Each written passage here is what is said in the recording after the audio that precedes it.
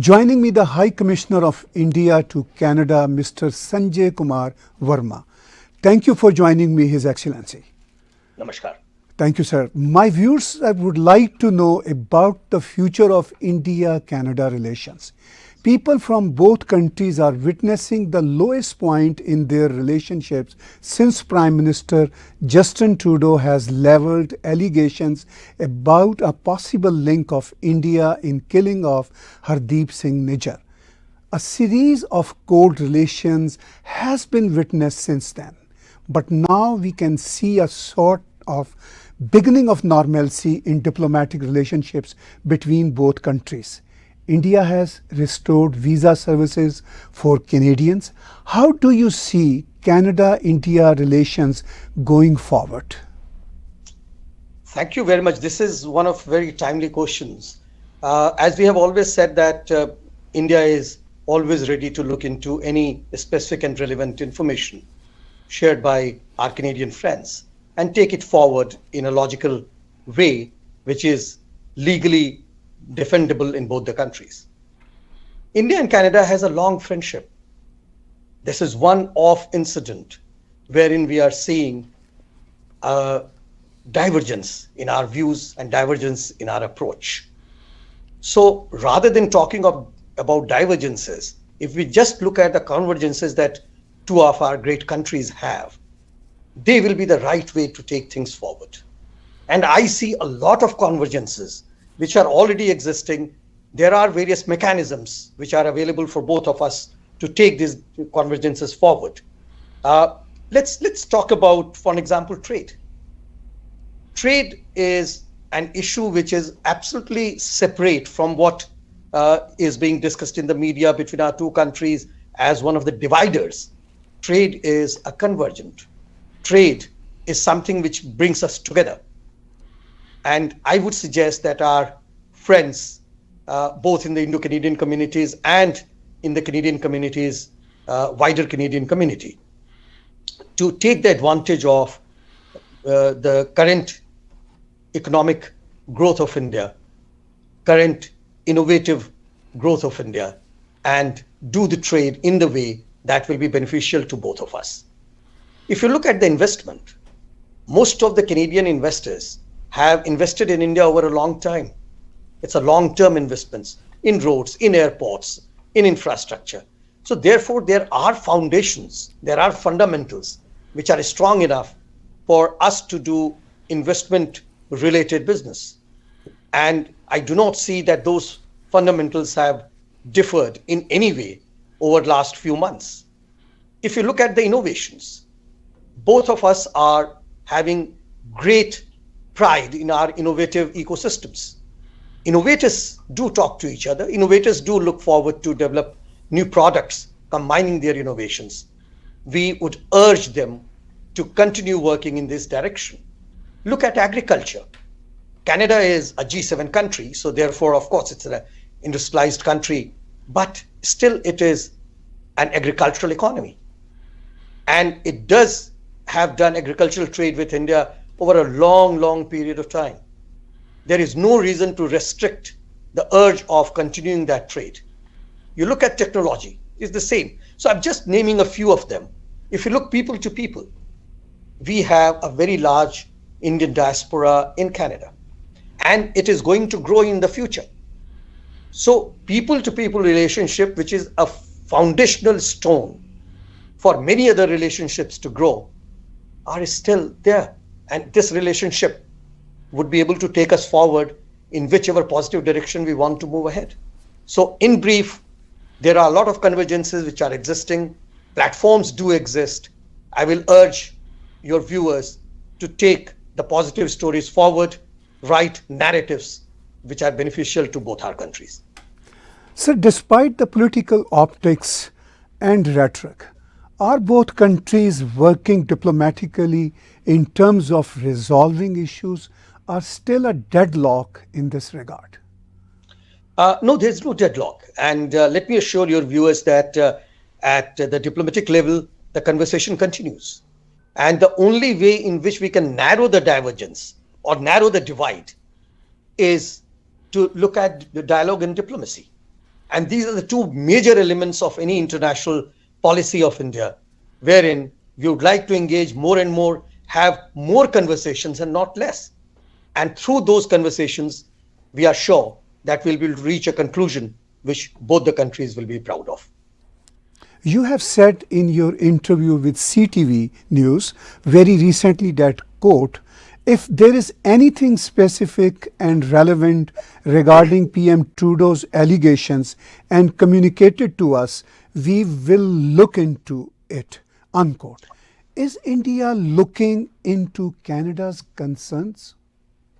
Absolutely. No international relation could be solid without understanding each other's concerns. And therefore, what I said earlier was the dialogue and diplomacy are important elements in order to understand each other's concerns and do things with mutual respect demonstrated to each other. As far as the current narrative is concerned, what I see a lot in the Canadian media, which I'm very sorry to see, is that India does not cooperate. India is only asking for specific and relevant information so that we can help you. We can help the Canadian investigators to reach their conclusion to the extent that it will be viable for them to go for the legal action. So therefore, once again, through your channel, I would urge my Canadian friends, colleagues, they are great friends of ours, to share any specific and relevant information. There are channels which are already delineated, assigned for such information to be shared. And I can guarantee them, I can assure them that we will certainly look into them. Sir, is Canada looking into India's concerns in terms of curbing glorification of terrorism against India on Canadian soil? And how seriously Canada dealing with death threats against Indian diplomats such as yourself? We have voiced our concerns on various occasions, and not only today, through our historical relationship which we have here. I believe that there is understanding of our concern in the Canadian policy-making circles, decision-making circles. I have seen many statements coming from the Canadian leadership respecting Indian sovereignty and territorial integrity, and I have no doubt about it. We need to see more on the ground, and through the dialogue, I'm sure we'll be able to see that convergence on the ground as well, and we'll see any semblance of use of Canadian soil by Canadian citizens to target and challenge Indian sovereignty and Indian territorial integrity failing with the help of course, our host government. As far as the threats are concerned, they are illegal. These threats are deplorable, and these threats are against me and my colleagues who are just going around trying to strengthen the bilateral relations. Therefore, everyone will need to understand that such illegal threats will need to be called out. Legal actions will need to be taken by my host government. And I can assure you that once there is a positive development in that respect, I'm sure that such incidents in the future will subside. And the final point on this is that if I want something good to be done to me, I will not do bad to others. And that is my litmus test, that everyone should ask to himself or herself that what I am doing to others, if others do the same to me, will I accept that? Will I not be pained?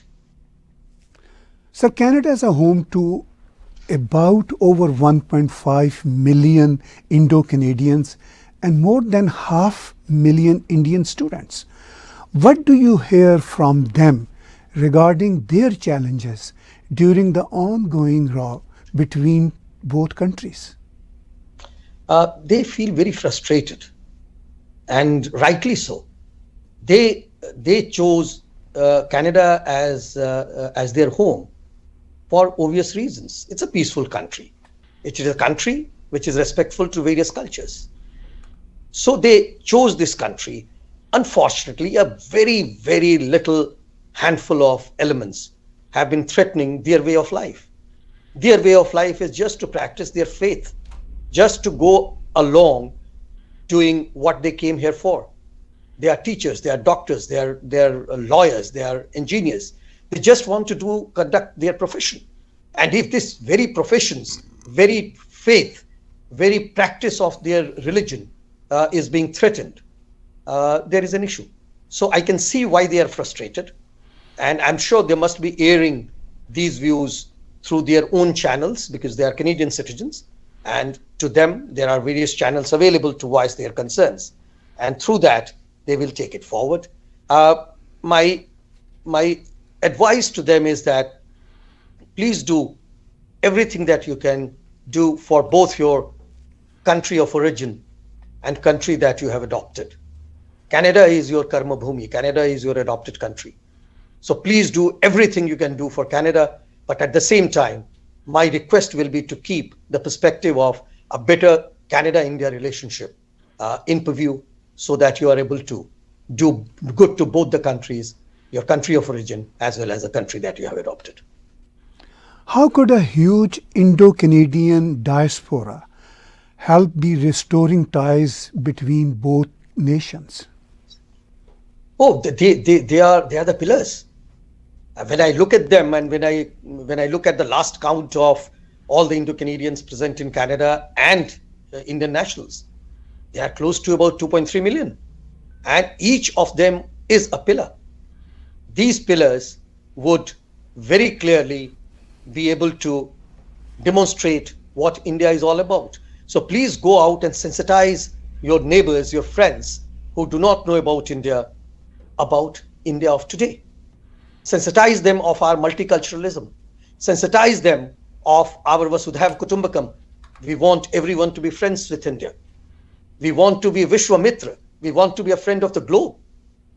We want to be there in building confidence amongst those who are warring today. So be confidence builders yourself. So if you are able to do these tasks, I'm sure you'll be doing a lot of good to both your country of origin as well as the country that you have adopted, and take forward and strengthen the bilateral relations between India and Canada. So you earlier mentioned about the need of restoring business ties between both countries. What is India doing in terms of restoring business ties with Canada? And what should Canada do for normalcy in trade, in your opinion, sir? See, India is open to business. It keeps as welcome for Canadian business people to travel to India all the time. This was demonstrated through opening of business visa for Canadian nationals to travel to India. And it was not only through the regular business visa, we also opened it up through e-visa so that it is easier for them to get the visa sitting in their own home. This was not done because of any reciprocity with Canada. This was done as a goodwill gesture from India. So we do welcome all our Canadian traders, investors, innovators, science and technology partners to come to India and try to see a joint future, a future which will be beneficial for both of us. We would facilitate various missions if Canada decides to take business and trade missions to India. We would facilitate their meetings with the right partners in India, and we would always facilitate them in doing business with India. India has never brought any regulatory hurdle for Canadian businesses to do business in India. In fact, we have facilitated the Canadian businesses sometimes over and above our other business relations. So to those friends who are in the trade and investment sector domains of Canada, please feel free to visit India. We welcome you with our open arms. We would facilitate your visit, and we would love to see further development and growth in our business and trade ties. And what should Canada do for normalcy in trade? I would urge the Canadian authorities to look at restarting sending Canadian business delegations to India, because that is the fulcrum. unless the business people meet with each other, business cannot be done. They may have concerns, they may have modalities to follow, they may have legal issues to talk about, they may have joint ventures to be talked about. So my suggestion would be to restart the business delegations going from Canada to India at national or subnational level. Most of the provinces in Canada, they are very much interested in taking their own business delegations, and we welcome them with our open heart. They should come there, they should see India, they should meet their Indian business partners and take the relationship to its logical conclusion. How do you see current political environment in Canada helping to resolving issues between both countries? You know, being a diplomat of 36 years in this profession, I'm a perennial optimist. And I have excellent interlocutors, excellent friends in the Canadian system, both at the political level and executive level. They have similar feelings. So I'm sure both of us will work together to see the conclusion of what divides us and move forward towards what unites us. So finally, my viewers would like to know, what does Indian government expect from Canada in terms of moving forward our normal relations with India? We only request our Canadian friends to look at our concern. And our concern is very simple. Please don't allow your soil to be used by your citizens against the territorial integrity and sovereignty of your friend, India. We are a friendly country. And I don't want to go through the legality of that. There are UN provisions in that respect. International law, various clauses of various international laws are there.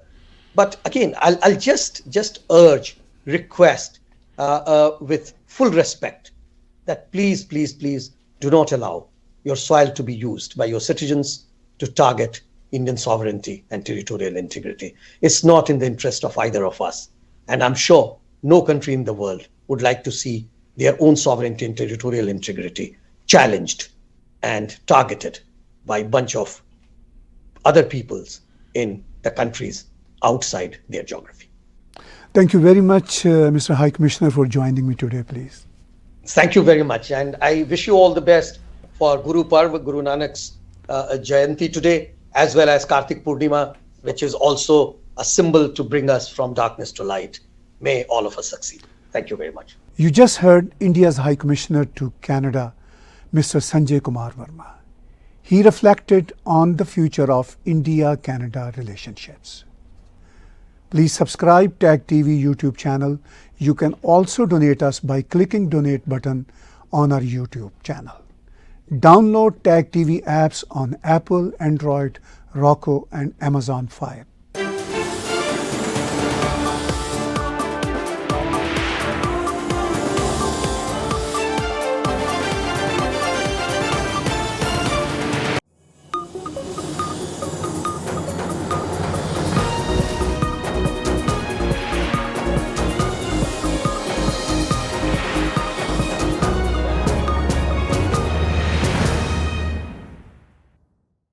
Subscribe Tag TV YouTube channel and press the notification button.